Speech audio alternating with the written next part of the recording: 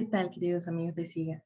Si usted ha ingresado a este video es porque usted quiere saber si vivir solo es peligroso. Así que hoy vamos a hablar acerca de este tema.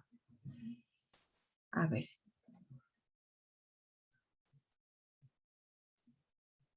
¿vivir solo en la vejez es peligroso? ¿Cuándo sería peligroso? Primero que todo tenemos que saber que no es lo mismo estar solo que sentirse solo. Estar solo podría ser beneficioso. Esto limpia nuestra mente, nosotros podemos escuchar nuestro yo interior. Es más, fomenta mucho la creatividad, podemos querer crear nuevas cosas, somos reales con nosotros mismos, nos conocemos más nosotros mismos, somos más sinceros. De hecho, nos da mucha energía, nos da como ánimos para volver a empezar de nuevo y logramos valorar mucho la compañía porque empezamos a pensar en las otras personas y cómo podemos ayudarlas. En verdad, estar solo puede ser beneficioso, pero sentirse solo, esto no, la verdad que no es nada bueno, porque en realidad uno puede estar acompañado y sentirse solo, ¿eh? Le puede pasar eso.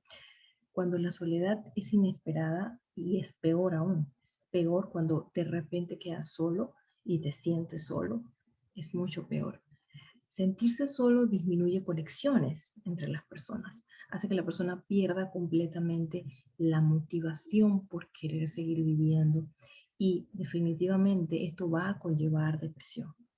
Va a afectar la calidad del sueño de la persona, va a generar que pierda el apetito, lo cual provoca malnutrición, genera sedentarismo en la medida en que la persona no tiene deseos de salir, no tiene ganas de hacer nada, y mala higiene porque, como quien dice, ¿para quién me arreglo? ¿Para quién cocino?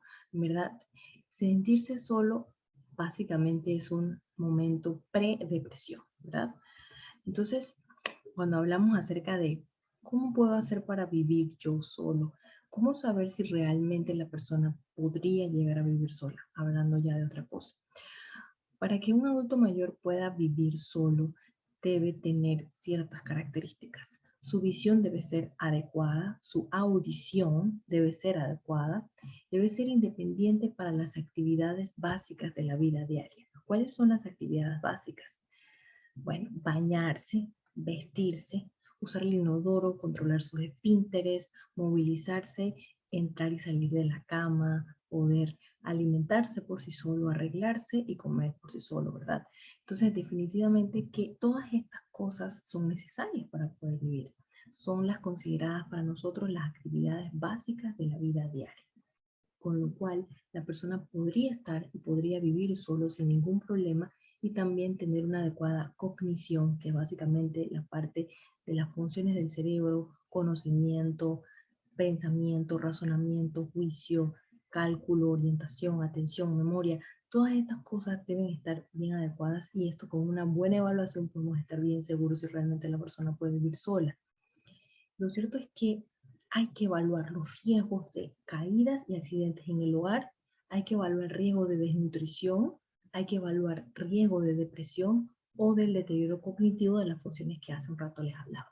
Entonces, habiendo evaluado estos riesgos, no solo padecerlos, sino tener los riesgos de, podría hablarnos si realmente la persona podría vivir sola. Entonces, para poder vivir sola, también hay que tener o poder ser capaz de realizar las actividades instrumentales de la vida diaria, como cuáles cocinar, manejar su dinero, el uso del transporte público o privado, manejar su propia medicación, no confundirse con los medicamentos, el lavado de ropa, el uso del teléfono, ir de compras. Todas estas cosas son necesarias para poder mantenerse viviendo solo. Definitivamente que la independencia es fundamental, pero también la vigilancia. La vigilancia es primordial, poder vigilar con cámaras a la persona para estar bien seguro por si las moscas, por decirlo así, y el acompañamiento y la asistencia es la clave. Aquella persona que tenga alguna dificultad para lavar la ropa, se le puede lavar la ropa, se le puede llevarle al supermercado, tener los medicamentos adecuadamente, o sea, todo esto para asistir a la persona, para poder que él logre vivir solo y se mantenga independiente, ¿verdad?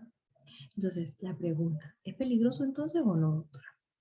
Bueno, si vamos a ver entonces la diferencia entre peligro versus riesgo. Bueno, yo puedo decir que Un peligro es algo que tiene el potencial de causarte daño. No te está causando daño, pero tiene mucho potencial.